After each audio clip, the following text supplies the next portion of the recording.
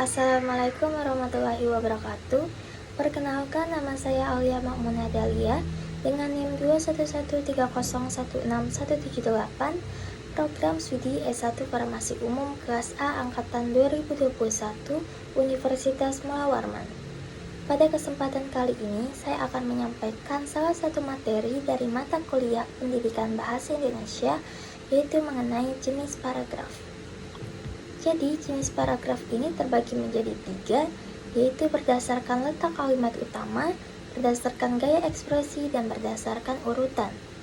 Yang pertama, berdasarkan letak kalimat utama, yaitu ada paragraf deduktif. Nah, paragraf ini kalimat utamanya terletak di awal paragraf dan dilanjutkan oleh kalimat-kalimat penjelas untuk mendukung gagasan utama. Kita bisa lihat pada contoh kalimat utamanya yaitu cicak mempunyai perlindungan diri yang unik. Nah, berarti kalimat selanjutnya ini merupakan kalimat penjelas. Nah, kita lihat, ia mampu mengelabui musuhnya. Nah, kata ia ini mengacu pada cicak. Oleh karena itu, pada kalimat ini disebut kalimat penjelas. Selanjutnya, kemampuan ini disebut autotomi. Nah, autotomi ini juga mengacu pada perlindungan diri yang unik. Oleh karena itu, kalimat tersebut merupakan kalimat penjelas. Selanjutnya ada paragraf induktif, yaitu pada paragraf ini kalimat utamanya terdapat pada bagian akhir yang biasanya diawali dengan penyebutan peristiwa-peristiwa khusus yang berfungsi sebagai penjelas dan merupakan pendukung gagasan utama.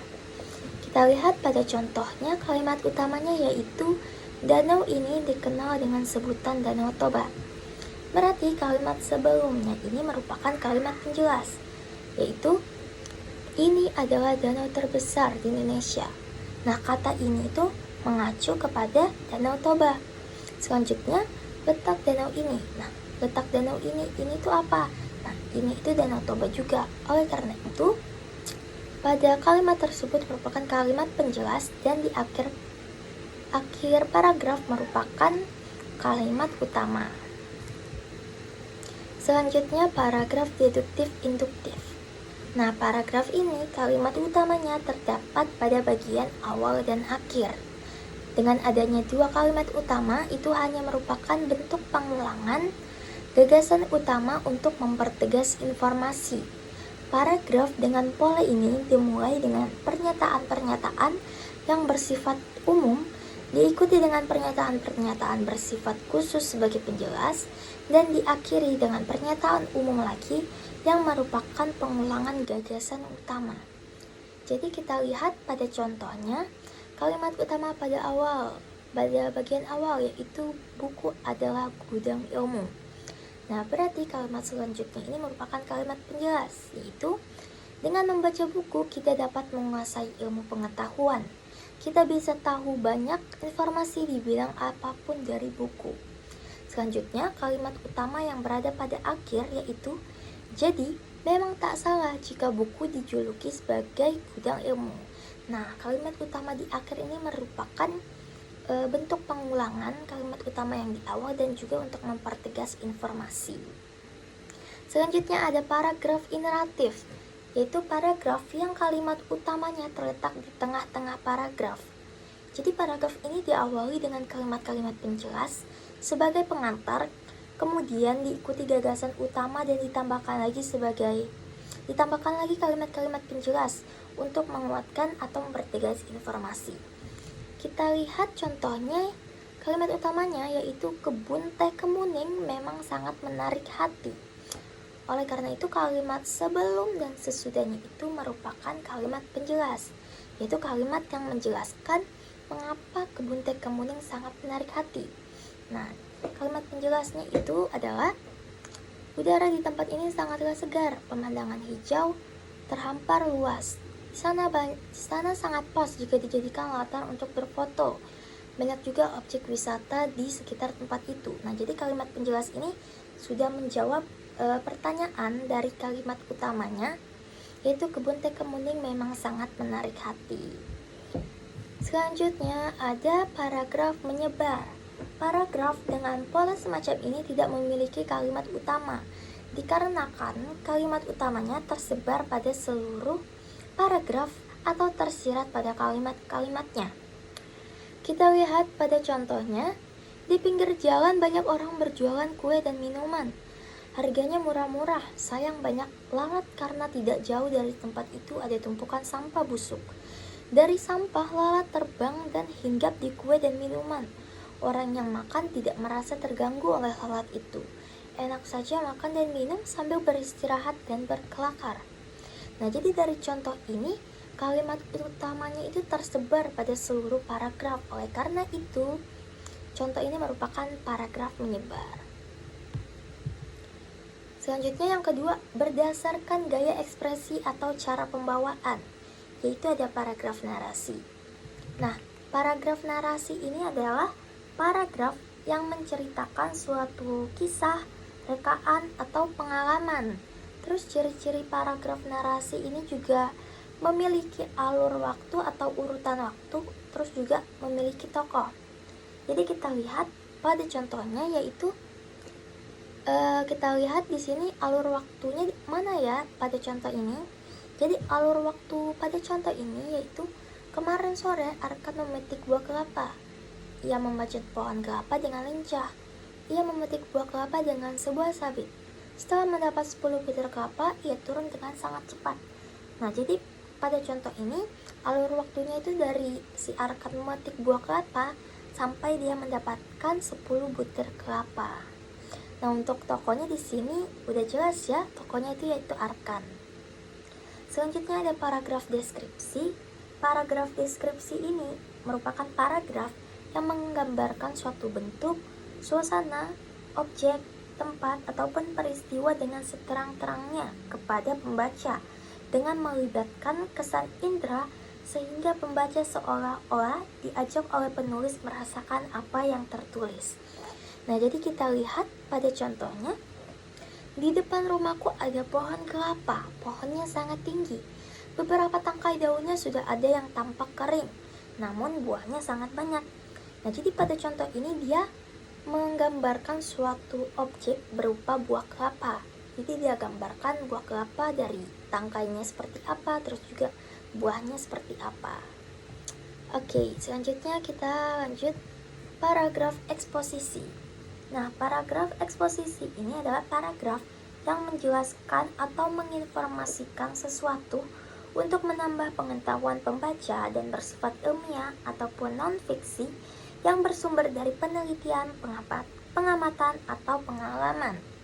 Terus juga paragraf eksposisi ini menjelaskan proses, pengertian, ataupun jenis-jenisnya. Kita lihat pada contohnya, cara membuat es degan sirup cukup mudah. Nah, dari awal kalimat aja ini udah jelas ya, dia ingin menjelaskan proses cara membuat es degan sirup. Nah, selanjutnya ambil air dari buah kelapa muda, lalu ambil daging buahnya. Campurkan daging buah dengan air kelapa, tambahkan gula dan sirup secukupnya, aduk rata dan tambahkan es agar rasanya menyegarkan. Nah, jadi dari contoh ini sudah jelas dia menjelaskan bagaimana proses cara membuat es degan sirup. Selanjutnya ada paragraf argumentasi. Nah, paragraf argumentasi adalah paragraf yang berisi pembahasan atas pendapat atau tanggapan penulis tentang suatu hal yang disertai dengan bukti penjelas, contoh, ataupun alasan yang kuat untuk meyakinkan pembaca agar terpengaruh. Nah, jadi kita lihat contohnya. Menurut para ahli, air kelapa muda sangat berguna bagi tubuh. Air buah kelapa mengandung elektrolit yang baik bagi orang dehidrasi. Maka tak heran jika setelah mengonsumsi air kelapa, tubuh kita akan terasa segar. Nah, jadi dari contoh ini dia mengemukakan pendapat dari siapa? Nah, jadi dia mengemukakan pendapat dari para ahli. Terus juga di contoh ini disertakan bukti-bukti untuk mendukung pendapat tersebut. Buktinya dia memaparkan bahwa air kelapa itu mengandung elektrolit. Terus juga air kelapa itu membuat tubuh kita terasa segar. Nah, jadi dari paparan bukti-bukti tersebut itu untuk membuktikan bahwa air kelapa muda itu sangat berguna bagi tubuh. Selanjutnya ada paragraf persuasi. Nah, paragraf persuasi adalah paragraf yang berisi ajakan mengutamakan emosi atau perasaan pembaca. Penulis juga menyertakan bukti data dan fakta pendukung dengan tujuan agar pembaca terbujuk. Jadi kita lihat pada contoh yaitu kelapa adalah pohon sejuta manfaat. Buahnya bisa untuk bahan minuman, batangnya digunakan sebagai bahan bangunan. Akarnya sangat kokoh untuk menahan abrasi dan erosi. Namun sekarang pohon kelapa sudah mulai berkurang jumlahnya. Oleh sebab itu, marilah kita menanam pohon kelapa. Nah, jadi ini pada akhir paragraf ada kalimat mengajak, yaitu marilah kita menanam pohon kelapa. Nah, berarti kalimat sebelumnya itu merupakan kalimat pendukung yang berisi bukti data untuk meyakinkan kepada pembaca agar kita harus menanam pohon kelapa. Nah, jadi bukti-bukti tersebut adalah yaitu pohon kelapa itu memiliki sejuta manfaat. Nah, dipaparkan juga buahnya bermanfaat, batang akarnya juga bermanfaat. Nah, terus juga pohon kelapa ini juga mulai berkurang jumlahnya.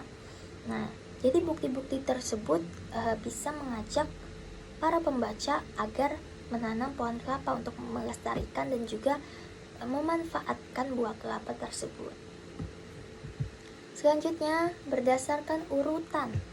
Nah, berdasarkan urutan ini ada paragraf pembuka. Di paragraf pembuka ini disebut juga pendahuluan. Fungsinya sebagai pengantar untuk sampai kepada pokok pembicaraan dalam karangan. Karangan atau esai yang baik harus memiliki paragraf pembuka yang terletak pada awal karangan. Jumlah paragraf pembuka harus 1 dan tidak boleh lebih dari 1. Nah, paragraf pembuka ini juga ditulis untuk memancing rasa keingintahuan pembaca terhadap isi karangan secara keseluruhan. Selanjutnya ada paragraf penghubung yang merupakan isi permasalahan yang diuraikan di dalam karangan. Oleh karena itu, paragraf penghubung disebut pula paragraf isi. Masalah ini berisi kesimpulan dari paragraf yang akan diuraikan terdapat dalam paragraf penghubung. Paragraf penghubung berisi inti persoalan yang dikemukakan. Misalnya, dalam suatu cerita, paragraf penghubung adalah isi atau inti cerita tersebut antara paragraf pembuka dan paragraf penutup. Nah, selanjutnya ada paragraf penutup.